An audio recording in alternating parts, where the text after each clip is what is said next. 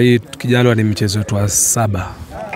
Na mwendelezo wa timu yenu unaonaje msimu huu wa ligi kuu Tanzania bara? Mwendelezo tulivyoanza ligi tofauti na tulipo. So sasa hivi tunashukuru Mungu timu inaenda katika mwendelezo uliokuwa mzuri.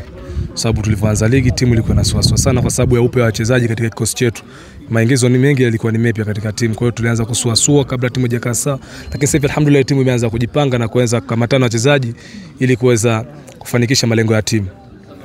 Moja kati ya vitu ambavyo vinaonekana ni tatizo kwenye kikosi cha Coastal Union ni safu ya ushambuliaji ambayo wewe pia unahudumu eneo hilo ukiwa kama mtu ambaye unatazamiwa kufanya makubwa kwenye kikosi cha Coastal Union. Shida ni nini? Ni namba ya magoli inakuwa chache. Shida tunarudia pale. Yaani utulivu na ukosaji wa nafasi inatokea katika pressure ya mechi na wachezaji walivyo.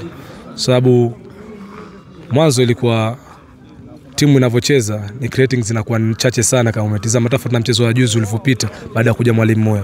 So mwalimu Moya akaja kubadilisha kitu kikubwa katika timu yetu. Na natumai alichokibadilisha kinawezekana kwa sababu toka tulivyoanza hatujafikisha magoli 2. Kwa hiyo tokea kuja mwalimu Moya ndo mchezo wake huo aliwahi kunipa nafasi tumefikisha magoli 2. So tuna kitu cha kujifunza yani kwake kwa sababu kaja kubadilisha kitu kwenye timu yetu. Kinachoonekana kuwa tatizo mara nyingi mfuatano wa ratiba au mfululizo wa mechi hapa na pale. Kuna namna yoyote ambayo ninyi Coastal Union inavyoathiri? Inaathiri kwa sababu ratiba ipo mbali. Kama sasa tulivyoanza ratiba ipo mbali. Sasa unaweza ukacheza mechi leo, ukacheza mechi na kesho kutwa alafu kasimama tena kila siku unasimama ligi. So endurance ya mchezaji inakuwa haikai. Kama mchezaji unataka upate mchezo wa kufululiza. Ili una kikosi kipana lazima timu yako ijulikane na kikosi kipana unacheza mchezo yani kwa ratiba ilivyopangwa. Lakini yote ni kwa sababu ya mienendo ya nchi. Sababu huwezi kupinga mienendo ya nchi pamoja na federation kwa sababu mashindano yote yanayochezwa ni mashindano lazima ligi isimame hatuwezi kuendelea kucheza ligi kama mashindano hayo yanaweza kucheza kwenye nchi. Ndoto yako kama mchezaji ni ipi? Ndoto yangu kwenye maisha yangu sasa hivi niliyobakisha labda kumpeleka mama yangu Maka. Ndoto yangu pekee niliyobakisha kwenye maisha yangu. Tunapokuja kwenye swala mzima la mchezo wa mpira wa miguu ambako ndio kazi yako. Unadhani bado kuna hatua za juu ambazo wewe binafsi unapaswa kufika kama Maabad? Napaswa kwa sababu bado nipo kwenye muda mrefu wa kucheza mpira. Sasa haya maisha ya mpira yanahitaji malengo makubwa sana. So mimi mwenyewe nina malengo ya kucheza nje ya Tanzania na kama nitabakia Tanzania nicheze timu kubwa za Tanzania. Sisi tuishia Coastal Union kwa sababu nahitaji kuwa mbali zaidi hapa nilipo. Simba na Yanga wakileta ofa kwa wakati mmoja na ulingana, unachagua upande upi? Yenye ofa nzuri. Zote zinalingana ofa. Yenye ofa nzuri yoyote. Si ofa zinalingana. Nitamwachia meneja wangu ambaye anaweza kuamua jambo hilo. Tunaelekea kwenye mashindano ya AFCON.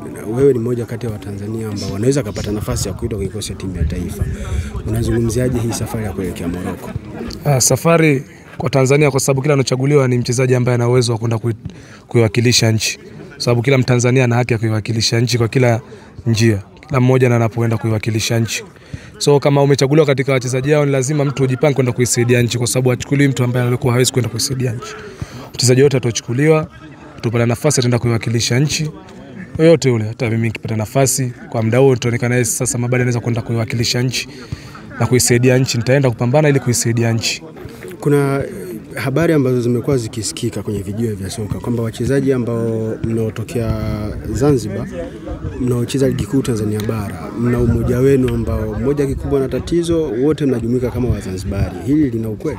Lina ukweli kwa sababu hatuwezi kumwacha mwenzetu Mzanzibari anaumia alafu kisha cheza mpira na sisi kwenye kari. Lazima tumfanyie kitu ambacho anaweza yeye mwenyewe kuona kwa wenzangu kwenye mpira hawajanitupa. Lazima tufanye kitu ambacho kama kuna matibabu tutacheza mechi hata tukimaliza ligi kwa ajili yake, kupata kiingilio kwa ajili yake yeye au kitu gani au kama kuna kitu kifanyike kwa yeye kupata matibabu kwa haraka kama wachezaji tukae pembeni tuongee sababu hatuwezi kuachana mkono. Kuna wakati kama wachezaji mnapokuwa uwanjani damu imechangamka mnafanyana fouls ambazo zinahatarisha maisha ya mwenzako. Mara ya mwisho ilikuwa ni Faisal kama sikosei na Kalie sio ilikuwa ni nani hivi ile issue mlihandle vipi?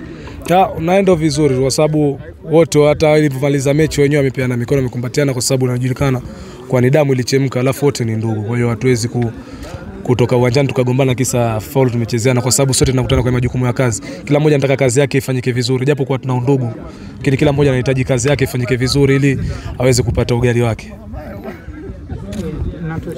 Shukrani. Asante sana.